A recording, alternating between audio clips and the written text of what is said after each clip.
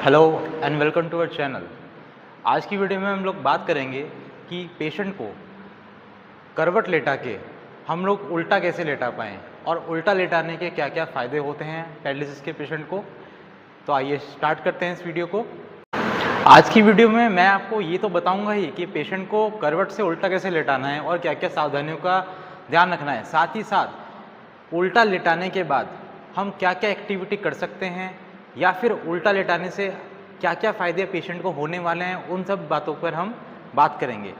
तो अगर हम बात करें उल्टा लेटने के लिए या जिसे हम बोलते हैं प्रोन लाइंग पोजीशन, उसमें लेटने से पेशेंट को एक अलग ही एहसास या एक अलग ही एक्सपीरियंस होता है, क्योंकि उल्टा लेटने से आपके जो शोल्डर्स हैं, जो आपका प्रॉक्सिमल शोल्डर जॉइंट है और स्कैपुला है, उसके बहुत अच्छी वेट बेयरिंग होती है।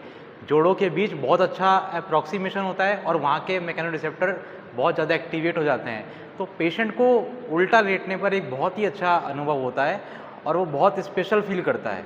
फिजिकल थेरेपिस्ट या केयर गिवर को एक बात ध्यान ये ज़रूर रखनी है, जब भी आप पेशेंट को उल्टा लेटाएं तो कंधे का विशेष ध्यान रखें, क्योंकि उल्टा लेटाने के समय पेशेंट के अंदर फ्लेक्सर टोन बहुत बढ़ जाती है, जिसकी वजह से शोल्डर में आपके पेन हो सकता है। अगर आपने उल्टा लेटाते समय स्कैपुला की पोजीशनिंग का ध्यान नहीं दिया तो उल्टा लेटाने के बाद थोड़े टाइम बाद पेशेंट को शोल्डर में पेन महसूस हो सकता है और साथ साथ अपर लिम्ब और पूरी बॉडी की फ्लेक्सर स्पास्टिसिटी बढ़ सकती है। तो उल्टा लेटाते समय आपको ध्यान किस चीज़ का रखना है वो मैं आपको बताता हूँ।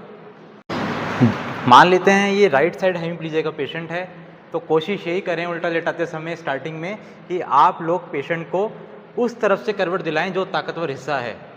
ऐसा इसलिए जिससे हेमीप्लीजिक साइड या वीकर साइड में कोई भी शोल्डर में माल अलाइनमेंट ना हो, शोल्डर दबे ना और शोल्डर में कोई भी पेन ना हो।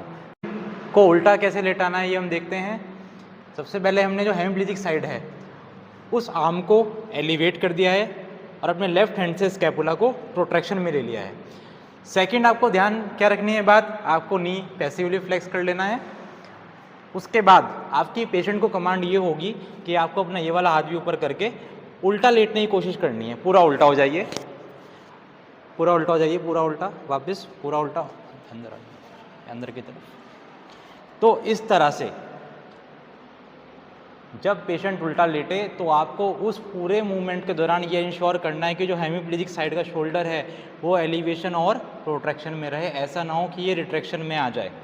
तो ये आपको बिल्कुल ध्यान रखना है।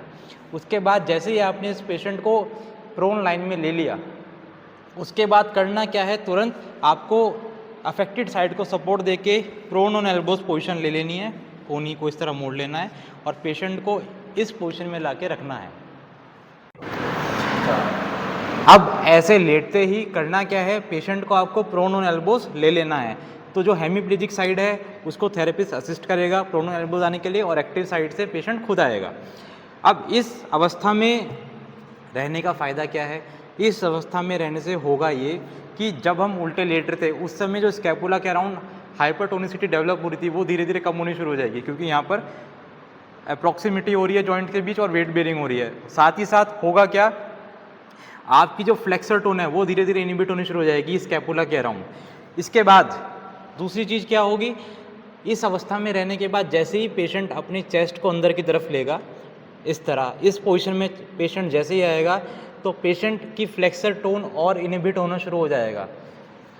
साथ ही साथ एक बात इसमें और ध्यान रखेंगे, जब भी हम पेशेंट को इस तरह लेटा के साइड वाइज मूवमेंट कराते हैं तो ऑटोमेटिकली स्कैपुला के अराउंड, अपर लिम्ब के अराउंड स्पास्टिसिटी डेवलप होने के चांस बहुत ही कम हो जाते हैं। इस तरह आप अगर शुरू से ही एक्सरसाइज स्टार्ट करेंगे तो स्पास्टिसिटी डेवलप होने के चांस ही खत्म हो जाएंगे और जो रिकवरी है वो बिल्कुल सही डायरेक्शन में होगी। अब एक बात ध्यान और रखनी है, इस अवस्था में रहने से कभी कभी जो हमारी प्रोनिटर्स हैं फोरआर्म की, उसमें हाइपरटोनिसिटी डेवलप होने के चांस रहते हैं। तो इसको अवॉइड करने के लिए हम लोग क्या करेंगे, शोल्डर का एक्सटर्नल रोटेशन और फोरआर्म का सुपिनेशन।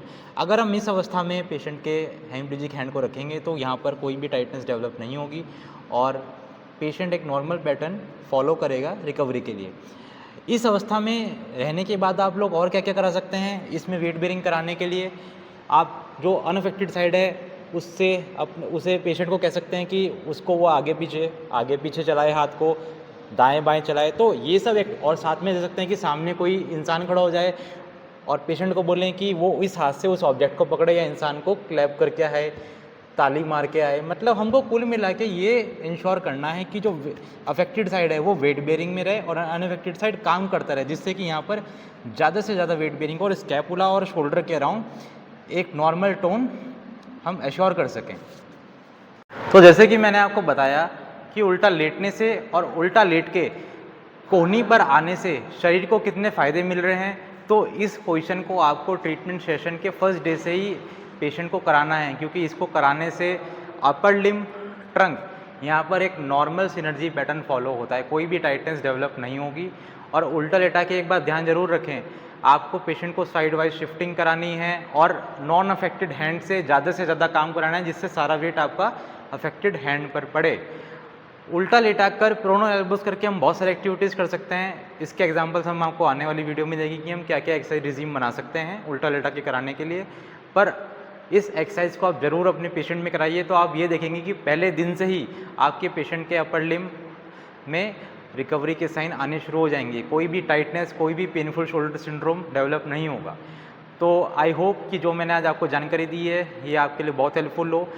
इस टेक्निक को आप अपने पेशेंट्स में ज़रूर लगाइए और हमको फीडबैक में बताइए कि उसका क्या रिजल्ट आया। Thank you for supporting us, stay connected and thank you.